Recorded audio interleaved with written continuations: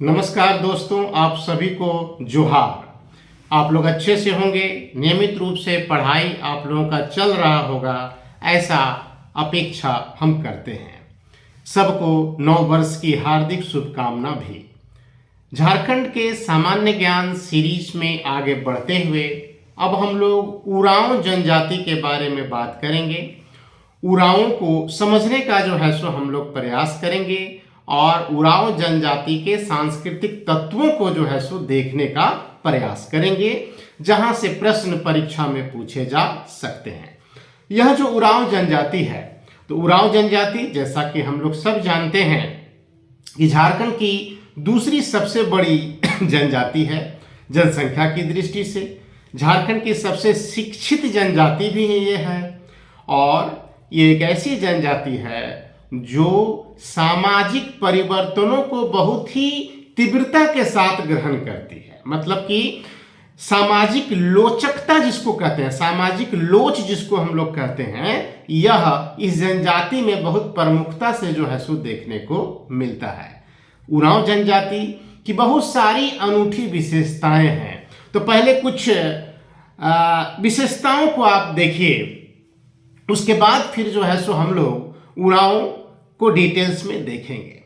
तो उरांव जो जनजाति है, तो उरांव जनजाति में हम लोग देखते हैं कि इन लोगों का जब विवाह होता है और लड़का जब लड़की के घर शादी करने के लिए जाता है, तो लड़की के गांव में इस प्रकार से उसका प्रवेश होता है मानो वो युद्ध करने के लिए आया हो। मतलब कि एक योद्धा के रूप में जो है सो उसका प्रवेश गांव में होता है और गांव में ही लड़की के घर के पास उसके साथ एक नकली युद्ध भी जो है सो किया जाता है, जो देखते ही देखते नृत्य और संगीत में जो है सो बदल जाता है ना। तो यह एक अनूठी परंपरा उरांव समाज में जो है सो हम लोग देखते हैं। इसी प्रकार से लड़की का जब विवाह हो जाता है और जब वो लड़के के घर चली जाती है, तो तब तक वो खाना नहीं खाती है जब तक कि उसको नेग न मिल जाए। मतलब जब तक उसको गिफ्ट न मिल जाए तब तक वो जो है सो एक निवाला भी अपने मुंह में नहीं रखती है। तो यह उरांव समाज की कुछ अलग टाइप के परंपराओं को जो है सो हम लोग देखते हैं, जो दूसरे जनजातियों में जनरली नहीं देखने को मिलता है। इसी प्रकार से उरांव समाज में जब कोई महिला बच्चे को जन्म देती है तो 15 दिनों तक प्रसव वाले कक्ष में ही जो है सो उसको रहना होता है और इन 15 दिनों तक उसके प्रसव कक्ष में आग को जो है सो जलाए रखा जाता है। ऐसा माना जाता है कि दुष्ट आत्माएं बिल्ली का रूप धारण करके, है ना, जच्चा को मतलब मां को जो है सो परेशान कर सकती है, इसलिए आग को जो है सो जला करके रखा जाता है। 15 दिनों के बाद हम लोग देखते हैं कि बच्चे का नामकरण जो है सो किया जाता है। नामकरण की प्रक्रिया भी थोड़ा इंटरेस्टिंग है। इसमें एक पात्र में जो है सो पानी भरा जाता है और चावल के एक एक दाने को जो है सो उसमें गिराया जाता है। कोई एक नाम सोचा जाता है और चावल के उस दाने को पानी में गिराया जाता है और यह तब तक जारी रखा जाता है जब तक कि कोई चावल भीतर बैठ न जाए। मतलब जो नाम हम सोचें और जिस नाम को सोचकर चावल हम पानी में गिराएं, अगर वो पानी के अंदर बैठ गया जा करके, तो वही नाम जो है सो रखा जाता है। यह परंपरा भी हम लोग उरांव समाज में देखते हैं। इसी प्रकार से उरांव समाज की जो कुंवारी जो लड़कियां हैं, तो कुंवारी लड़कियों में या इस समाज में हम लोग गोयारो प्रथा जो है सो देखते हैं। गोयारो प्रथा में क्या होता है कि कोई भी कुंवारी जो लड़की होती है, तो कुंवारी लड़की किसी को अपना गुई बनाती है। गुई मतलब बहुत ही क्लोज फ्रेंड, है ना, जिसको गांव देहात में हम लोग कहते हैं फूल पटाना, है ना। जो झारखंड के गांव देहात में आज भी हम लोग इस शब्द को सुनते हैं, फूल पटा लिया, उसने उसके साथ फूल पटा लिया, मतलब क्लोज मित्रता जो है सो स्थापित कर लिया। इसमें एक दूसरे को फूल का माला जो है सो पहनाया जाता है और आजीवन जो है सो एक दूसरे का साथ निभाने का जो है सो वादा किया जाता है। तो उरांव समाज में कुंवारी लड़की अपना गुई बनाती है, जो अमूमन कोई दूसरी लड़की ही होती है, किसी दूसरी लड़की के साथ ही गुई जो है सो उसको बनाया जाता है और उसी के साथ नाचना है ना, गाना, काम करना, समय बिताना, ये सब चीज जो है सो उरांव लड़की करती है। कोई उरांव लड़की जो है किसी पुरुष को भी है ना अपना गुई बना सकती है। विवाह के बाद भी वह पुरुष जो है एक मित्र के रूप में जीवन भर उसके साथ रहता है। तो यह परंपरा भी हम लोग उरांव समाज में जो है सो देखते हैं। चलिए अब हम लोग उरांव को थोड़ा विस्तार में जाकर के देखते हैं। तो ये उरांव जो जनजाति है, तो उरांव जनजाति जो है, तो डॉक्टर जो गुहा है, तो डॉक्टर गुहा के अनुसार इनको प्रोटो ऑस्ट्रोलॉइड जो है सो माना गया है। लेकिन ये सही नहीं है, क्योंकि डॉक्टर मुजुमदार हो गए है ना, एस.सी. रॉय हो गए, तो ये इनको द्रविड़ प्रजाति का जो है सो मानते हैं और मान्य मत यही है कि उरांव द्रविड़ प्रजाति से ही संबंधित है ना। ये उरांव लोग जो हैं, तो उरांव लोग के बारे में कहा जाता है कि द्रविड़ इलाके से, दक्षिण भारत से ये पश्चिमी तट होते हुए है ना नर्मदा के संगम पर जो है सो आकर के जुटते हैं, पहुंचते हैं और वहां से विंध्य श्रेणी, अमरकंटक होते हुए ये सोन नदी तक जो है सो पहुंचते हैं। सोन नदी में आकर के हम लोग पाते हैं कि फिर वो आगे बढ़ते हैं और शाहाबाद के इलाके में, मतलब रोहतास के इलाके में जो है सो ये लोग पहुंचते हैं। और माना जाता है कि रोहतास के इलाके में करीब 800 वर्षों तक जो है सो ये निवास करते हैं और यहाँ से ये 2 शाखाओं में बढ़ जाते हैं। एक शाखा जो है गंगा नदी होते हुए ये राजमहल की तरफ शिफ्ट कर जाता है और दूसरा जो है वो पलामू रांची के इलाके में आकर के जो है सो शिफ्ट होता है, मतलब कि बसता है ना। यह उरांव जो जनजाति है, तो उरांव जनजाति जैसा कि हम लोग जानते हैं कि जनसंख्या की दृष्टि से दूसरी सबसे बड़ी जो है सो ये आबादी है। 2011 की जो जनगणना हुई, तो 2011 की जनगणना में इनकी आबादी जो है वो 17,15,618 जो है सो बताया जाता है। मतलब इनकी आबादी 17,15,618 जो संथालों के बाद जो है सो इनकी संख्या आती है। कुल जो जनजातीय आबादी है झारखंड में, तो कुल जनजातीय आबादी में उरांवों का जो प्रतिशत है ये 19.85% है ना, मतलब लगभग 20% के ये अपना प्रतिनिधित्व देते हैं झारखंड के जनजातीय आबादी में, है ना। रांची का इलाका, गुमला का इलाका, लोहरदगा, लातेहार, पलामू, गढ़वा का जो क्षेत्र है, ये इन लोगों का जो है सो निवास स्थान माना जाता है ना। अब ये जो उरांव लोग हैं, ये अपने को कुड़ुख भी जो है सो कहते हैं। कुड़ुख जो शब्द है इसका अर्थ मनुष्य होता है। इनको धांगर भी जो है सो पुकारा जाता है, ठीक है। इनकी जो भाषा है ये भी द्रविड़ भाषा परिवार से ही है और इनकी भाषा को भी कुड़ुख ही कहा जाता है, ठीक है। अब ये जो उरांव हैं, तो इनके फैमिली के बारे में अगर हम लोग बात करें, इनका परिवार के बारे में अगर बात करें, तो पाते हैं कि इनका जो परिवार होता है वो एकल परिवार ही होता है ना। संयुक्त परिवार जो है नाम मात्र के जो है सो देखने को मिलते हैं। मुख्य रूप से ये एकल परिवार होते हैं और इस परिवार में संपत्ति और सत्ता जो है वो पुत्र को प्राप्त होता है। मतलब इनका जो समाज है वो पितृसत्तात्मक है ना, मातृसत्तात्मक इनका समाज नहीं है ना। विवाह के बाद जो लड़की है वो लड़के के घर में आकर ही रहती है और परिवार में किसी भी तरह का जो कोई डिसीजन लेना होता है तो परिवार का जो मुखिया होता है उसी के द्वारा ये डिसीजन लिया जाता है ना। उरांव जनजाति कई गोत्रों में जो है सो बटे हुए हैं। माना जाता है कि इनके 98 जो है सो गोत्र हैं, है ना। हर गोत्र जो है किसी न किसी टोटम से जो है सो जुड़ा हुआ है ना। जैसे कि कुजूर जो है उरांव का एक गोत्र है, तो ये गोत्र का जो नाम है ये कुजूर वृक्ष के नाम पर जो है सो पड़ा है ना। मतलब ये गोत्र में जो है सो बटे हुए हैं, जिनको हम लोग कीली के नाम से भी जो है सो जानते हैं, ठीक है। इनके विवाह के बारे में अगर हम लोग बात करें तो पाते हैं क्या कि इनका विवाह जो है वो समगोत्रीय नहीं होता है। समान गोत्र के बीच में विवाह जो है वो वर्जित होता है, ठीक है। एकल विवाह होता है, लेकिन बहुपत्नी विवाह को भी जो है सो सामाजिक मान्यता मिलता है ना। मतलब कोई पुरुष एक से अधिक अगर विवाह कर लिया तो उसको भी जो है सो सामाजिक मान्यता प्राप्त होता है। लेकिन सामान्यतः एकल विवाह ही जो है सो होता है, एक ही स्त्री के साथ जो है सो विवाह जनरली हम लोग देखते हैं, है ना। एक ही गांव में जो लड़का लड़की रहता है तो एक ही गांव में लड़का लड़की के बीच विवाह जो है वो प्रतिबंधित होता है ना। माना जाता है कि एक ही गांव में लड़का लड़की जो है सो विवाह नहीं करेंगे, है ना, इस पर निषेध होता है।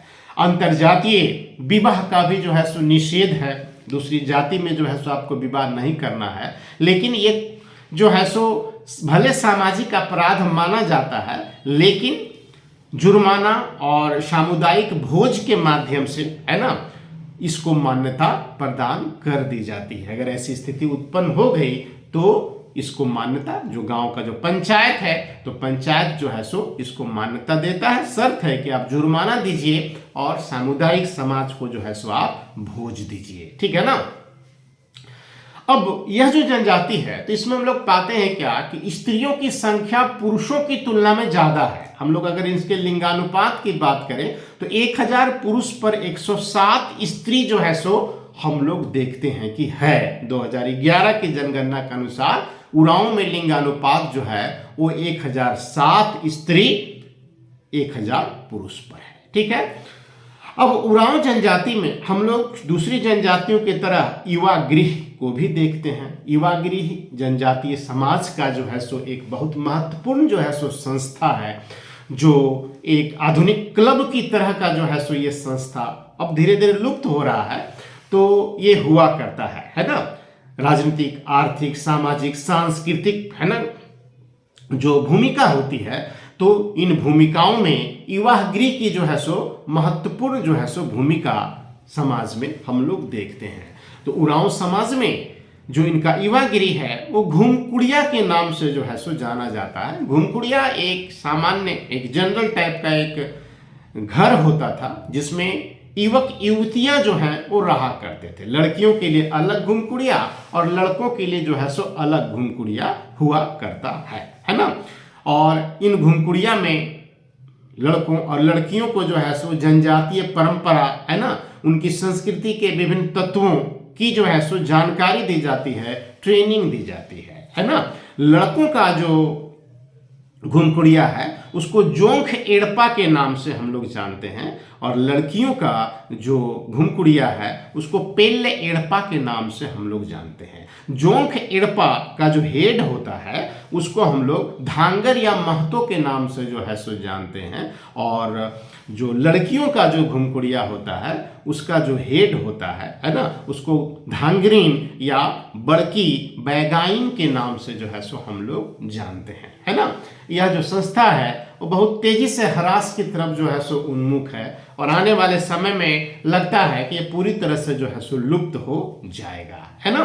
घूमकुड़िया में सामान्यतः 10 से 12 वर्ष के उम्र में जो है सो लड़के लड़कियों को प्रवेश दिया जाता है। विवाह तक वो इसके सदस्य होते हैं और अपने समाज की विभिन्न परंपराओं को जानते हैं, समझते हैं, है ना।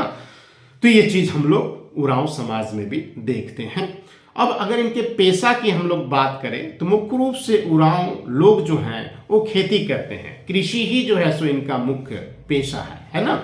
शिकार भी इनके जीवन में बहुत महत्वपूर्ण भूमिका निभाता है। कई तरह का शिकार हम लोग उरांव समाज में जो है सो देखते हैं जो शौकिया तौर पर जो है सो निभाए जाते हैं। और घूमकुड़िया में रहने के दौरान युवक युवती दोनों को जो है सो शिकार का भी जो है सो ट्रेनिंग दिया जाता है, प्रशिक्षण दिया जाता है। तो इनके शिकार से संबंधित विभिन्न आयामों को हम लोग आगे जो है सो चर्चा करेंगे। अभी याद रखना है इनका पेशा जो है वो कृषि है मुख्य रूप से, लेकिन इनकी मौजूदगी हम लोग हर क्षेत्र में जो है सो देखते हैं। क्योंकि उरांव सबसे ज्यादा शिक्षित जनजाति भी है झारखंड में, तो हम लोग सभी फील्ड में जो है सो इस जनजाति के लोगों को देखते हैं, है ना।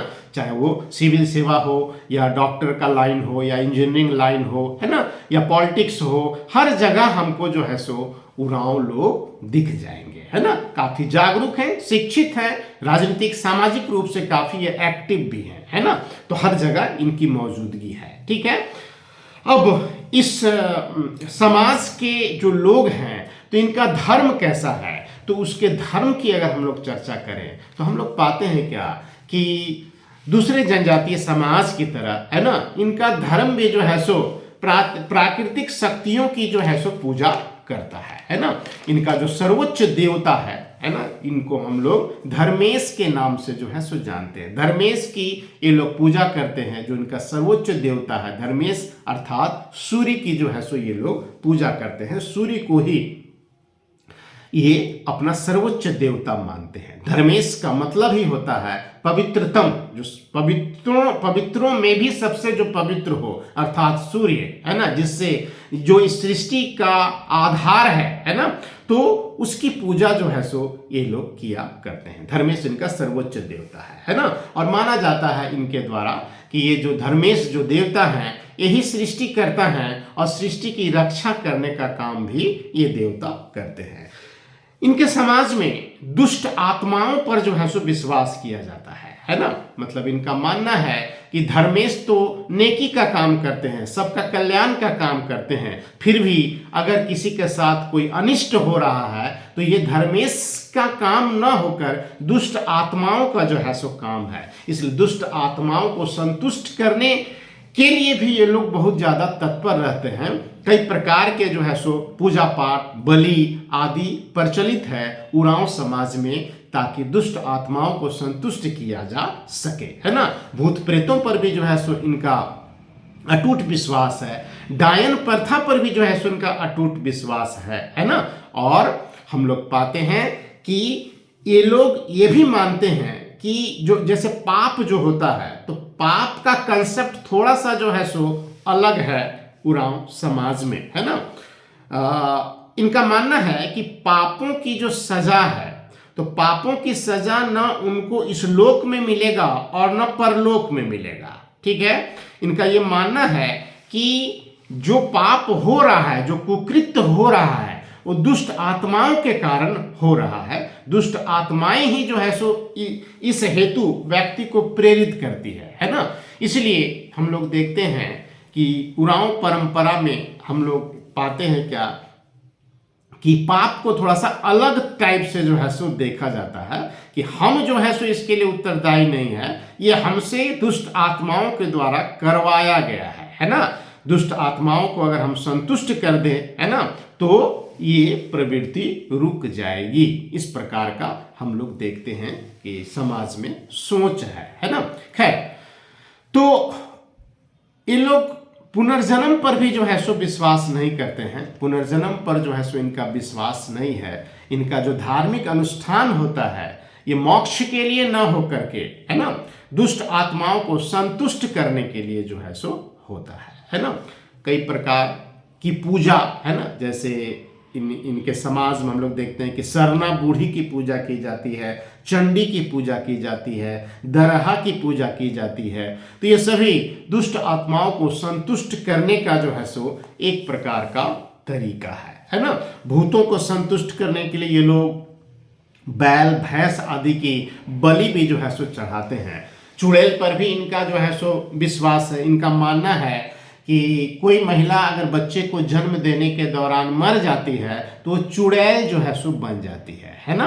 और चुड़ैल जो है सो लोगों को कई तरह से जो है सो प्रताड़ित करती है, तंग करती है ना। उरांव लोगों में से कुछ ऐसे भी लोग हैं जो अपने को भगत कहते हैं, है ना। भगत अर्थात कि भक्त, है ना। ये वैसे लोग हैं जिन्होंने किसी ब्राह्मण या किसी गोसाई से मंत्रों की जो है सो दीक्षा ली है, और जो उरांव परंपरागत धर्म को न मानते हुए जो शिव की पूजा करते हैं, ऐसे लोग जो है सो भगत कहलाते हैं, है ना। आज भी हम लोग उरांव समाज में भगतों को जो है सो देखते हैं। अब देखिएगा कि झारखंड में जो ईसाईकरण हुआ है आदिवासियों का, तो सबसे ज्यादा ईसाईकरण जो है वो उरांव का ही हुआ है ना। तो बड़ी संख्या में उरांव लोग ईसाई जो बने, तो उसके पीछे का कारण क्या है? तो उसके पीछे का कारण यह मान्यता भी है, क्योंकि अभी हम लोग देखें कि उरांव लोग जो है दुष्ट आत्माओं पर जो है सो विश्वास करते हैं, और ईसाई धर्म में पादरियों के द्वारा जो है सो बताया गया उन लोगों को कि यदि आप ईसाई धर्म को स्वीकार कर लेते हैं तो दुष्ट आत्माओं से जो है सो आपको मुक्ति मिल जाएगी, है ना। यही कारण है कि बड़ी संख्या में जो है सो लोग ईसाई धर्म को जो है सो ग्रहण किए, है ना। इनकी परंपरागत मान्यताएं ही कुछ इस प्रकार की थी जो इनके ईसाईकरण में जो है सो एक प्रमुख भूमिका निभाता है ना। खैर, अब हम लोग अगर उरांव समाज के लोगों के मृतक संस्कार की अगर हम लोग बात करें तो पाते हैं क्या, जैसे जो उरांव ईसाई बन गए हैं तो निश्चित रूप से वो लोग तो शव को दफनाते हैं, लेकिन जो ईसाई नहीं बने हैं, जो परंपरागत जो उरांव हैं, तो मुख्य रूप से जो है सो वो दाह संस्कार करते हैं, है ना। जब कोई व्यक्ति मर जाता है तो उसको सफ़ेद कपड़े से जो है सो उसको ढक दिया जाता है और उसको उसका दाह संस्कार जो है सो किया जाता है ना।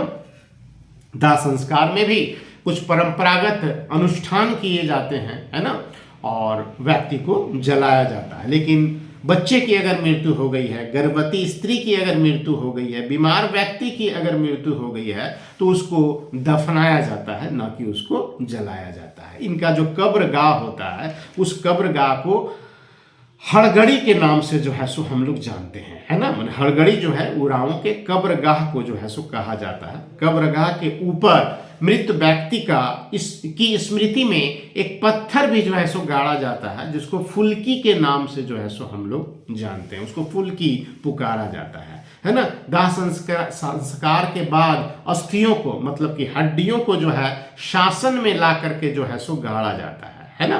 गांव में ही एक ऐसा निश्चित स्थान होता है जिसको शासन कहा जाता है, जहां पूर्वजों की आत्माओं का जो है सो निवास माना जाता है, तो शासन में ला करके जो है सो गाड़ा जाता है।